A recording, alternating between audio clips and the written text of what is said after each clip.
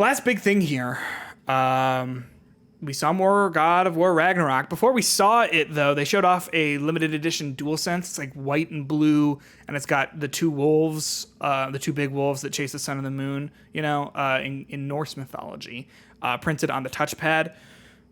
It looks like a fine enough controller. It's not one that I'm going to buy, I don't think, but glad for those people who want it.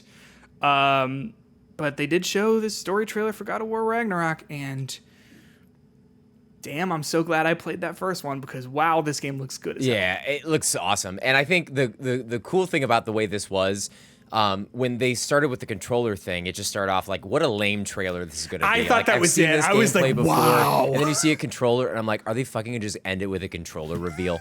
Is that what they're really going to do? And then you get the studios thing pop up, and you're like, you get that feeling. Oh, no, like, they got it.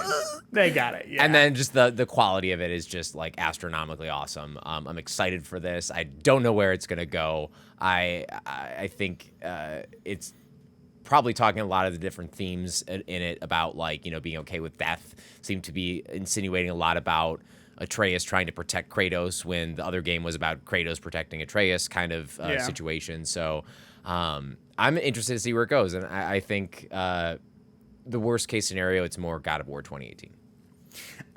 I will say the combat seemed to be pretty much the same thing as God of War 2018.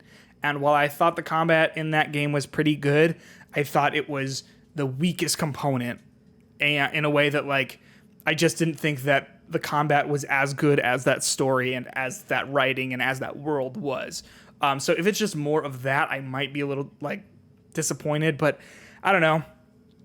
The story was so good that I just don't even really think about it when I think about that game. I think so there was enough seeds in that initial combat, and it was basic might be the wrong word, but there was enough stuff in that combat that I could foresee you doing some pretty cool things. Like how you used Atreus in that game as like a weapon was really cool. Yeah, that was kind of cool. You could command him to do stuff. Yeah, and there were ways to like make builds that I felt were a little inconsequential, but like if they really make this stuff more meaningful, the fact that you have different shields.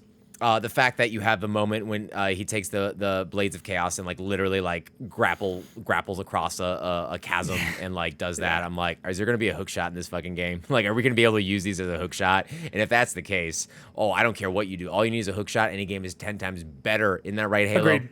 So, Agreed. I mean, the combat itself might not be that much different in terms of like the button inputs and the weapons that you use, but it looks like the arenas are much more mobile, like you're running around a full arena rather than it being like just like a enclosed area with waves of enemies coming at you. So I think that could change it up a little bit so it's not the same thing. But I think you're right. I think the gameplay, like they're not going to reinvent the wheel. I mean, what are you going to get Mjolnir as a potential third weapon? By the way, when he throws... Can I say, okay, this is like the thing that like, this was the best way they could have possibly ended this trailer. You got over-the-shoulder Kratos. He throws the Leviathan axe at Thor, who also throws the Mjolnir, and they meet in the middle. And it's like, that's a great moment, right? And then they move on to like another like little clip of something else. And then the very last thing is both of them recall it at the same time. Holy shit. Like, damn. Yeah, I mean, if you get Mjolnir, that'd be so cool. That'd be so cool. I'm sure. I mean, you get the electric power, so you have fire, electric, ice. Come on, man. It's Yeah, Pokemon. Wait, I guess water. What's the water weapon? What do you make real wet and then slap at people? I don't like the way you said that, Justin. And you know that I didn't like the way you said that. You know that I didn't like the way you said that. It's all squishy like in Splatoon.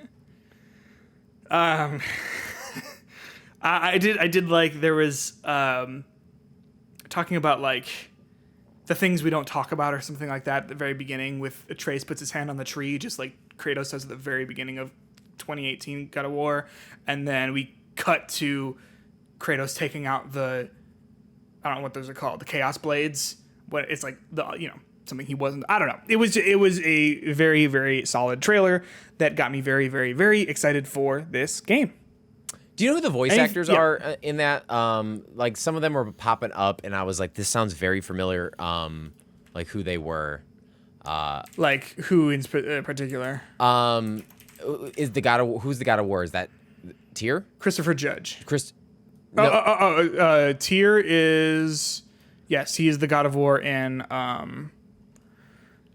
what is that called? Norse mythology. Norse mythology. Yeah. Tyr is Ben Pendergast, that name sounds familiar. Yeah, like there's some the name just kind of like the voice kind of stuck out a little bit to me.